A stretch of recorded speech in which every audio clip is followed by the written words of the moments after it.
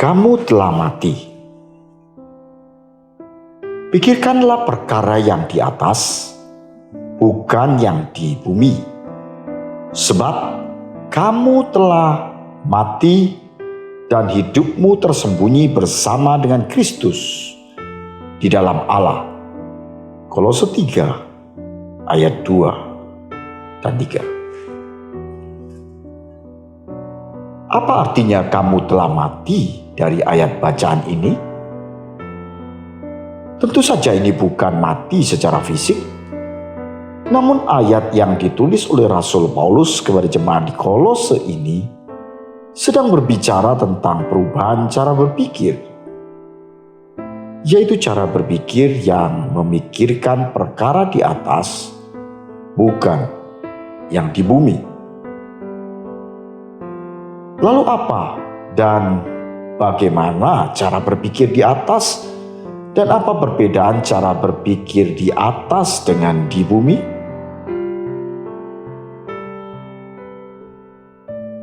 Mati di sini adalah mati terhadap kepentingan diri sendiri, mati terhadap kecenderungan egois dan serakah seperti pada umumnya manusia yang hidup di dunia.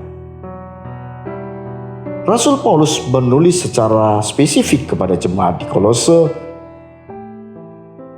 bahwa akibat dari kamu telah mati adalah meninggalkan budaya hidup hedonisme, yaitu hidup yang hanya mengejar kesenangan duniawi. Karena itu matikanlah dalam dirimu segala sesuatu yang di dunia, yaitu percabulan, kenajisan, hawa nafsu, nafsu jahat, dan juga keserakahan yang sama dengan penyembahan berhala. Kolose 3 ayat yang kelima. Kita akan bisa berpikir perkara surgawi ketika kita telah mati dari kecenderungan cara berpikir duniawi yang egois dan berpusat pada diri sendiri.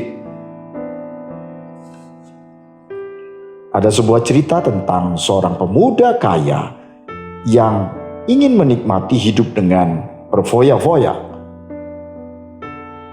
Namun dalam sebuah perjalanan pertamasnya dengan pesawat terbang, terjadilah kecelakaan.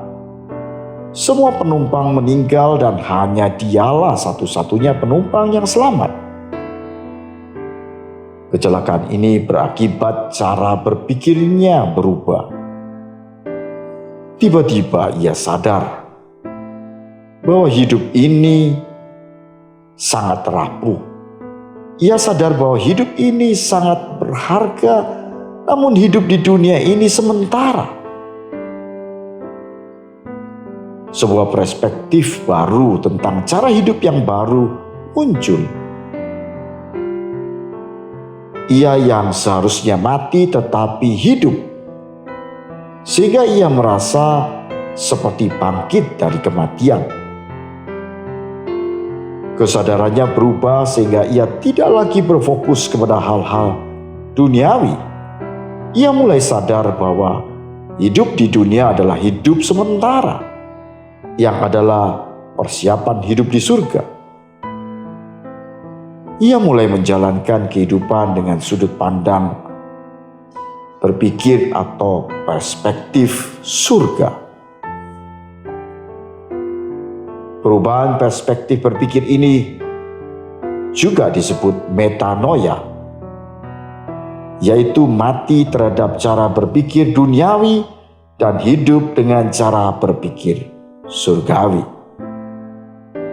yaitu perubahan dari cara berpikir yang berpusat pada diri sendiri kepada berpusat pada kehendak Kristus, dari cara berpikir egois dan hedonisme kepada cara berpikir cara surgawi yang mengasihi dan rela berkorban bagi orang lain.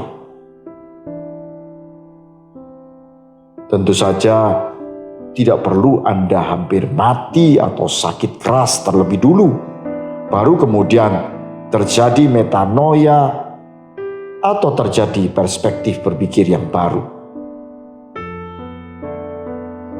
Jika hari ini Anda menyadari bahwa cara hidup Anda yang egois dan berpusat pada diri sendiri adalah salah, lalu Anda mau berubah cara berpikir Anda dengan berpusat kepada Kristus, maka dengan demikian sebenarnya Anda telah mati.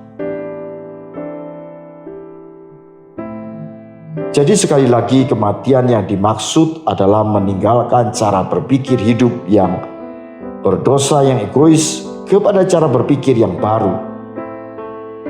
Anda tak lagi hidup bagi diri sendiri dengan kehendak bebas sendiri, tetapi hidup dalam Kristus dengan perspektif surga.